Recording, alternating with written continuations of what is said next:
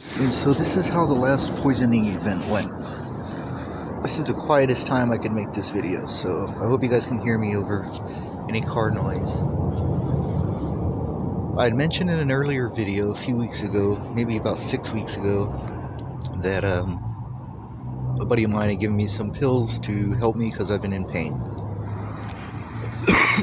Excuse me.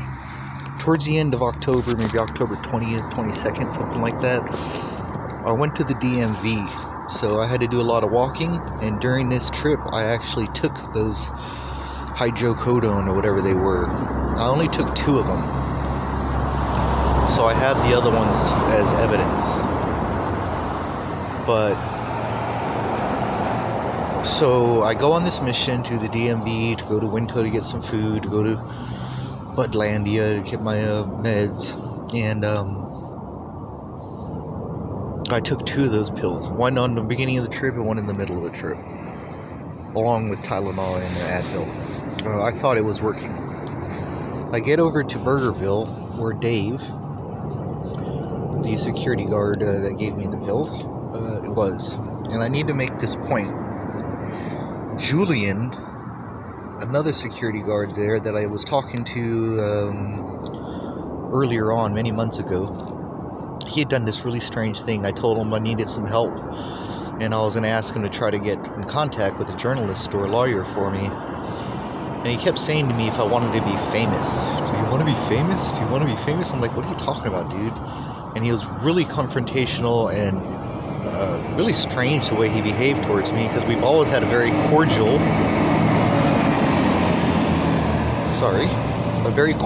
and kind of open dialogue. So I don't know exactly what was going on there. But so I get to Dave, and I'm like, oh, what a lifesaver. And I think I was just going through placebo effect, or I was just feeling very good that day. Because usually the trip to Winco and to get my meds is pretty painful. But I was also able to go to the DMV, and had to catch the bus each stop. I mean, I'm catching the bus one stop at a time, actually, from stop to stop, and then walking short distances. But sorry for the background noise. So I get to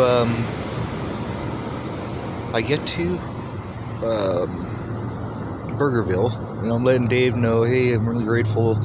The next time I need to go on one of these long missions, can you please, help me out with a couple of more of those? And his whole demeanor changes. And what's really important about this story, most important, is that I mentioned before things about unconventional ways to tag all of this stuff, to have all of this show up. This is what I expected. I didn't expect to be poisoned, but I did expect possibly for somebody to try to kill me, because I knew that there was crazies, people, not just crazies, but the way that this story can influence people can make people crazy.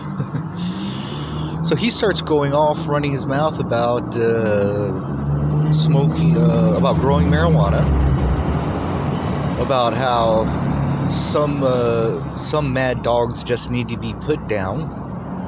And he was talking about people, and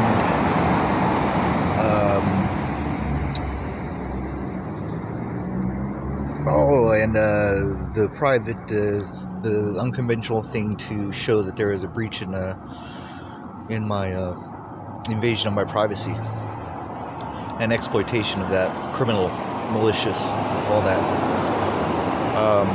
Which I'll get into with, the judge or whatever. I'm not going to get into it right here, because I don't expect anyone else to understand.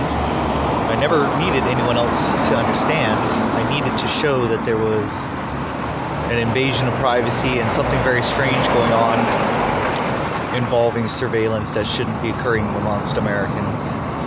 The thing that I didn't know at the time that I came up with this plan, when I came up with this plan, it was because I thought it was towards criminals.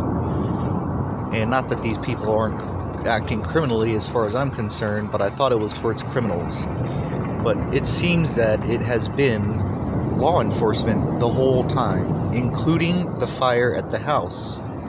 Including the fire at the house, which gives them every reason to want to cover that up. So Dave let me know that the pills that he gave me, because I have not been able to walk since. I have not been able to walk since I've taken these pills.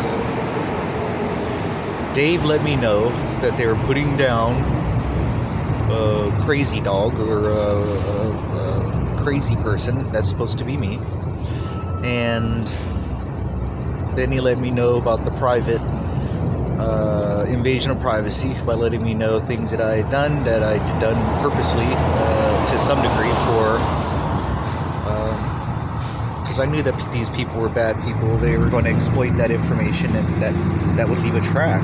And I'm willing to put that up. I'm willing to be. I'm supposed to be ashamed by that. I don't see why. There's nothing more shameful than invading the Americans' privacy. And basically let me know that he's the one, at least in this regard, in this last situation, to poison me. I need to make it clear that during this period of time, it's not as bad now, but I would be asleep and I would wake up and not be able to feel either of my legs. A little bit of pain in the hip, but I wouldn't be able to know the position that my legs were in. And I was getting those crazy chills up into my hands and through my whole body, and then my hands were doing that weird thing where it didn't take very much for them to fall asleep, for the circulation to cut off. So this is Dave at Burgerville, drives the the old Prelude. It's in really great shape.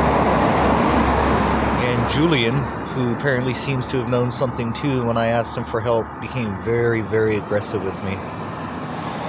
And it should be noted that when I went to go visit Angie over at Jackson's, that right after visiting Dave, that Angie kept saying something to Treyu about, oh, it's almost time, it's almost time. Interesting stuff.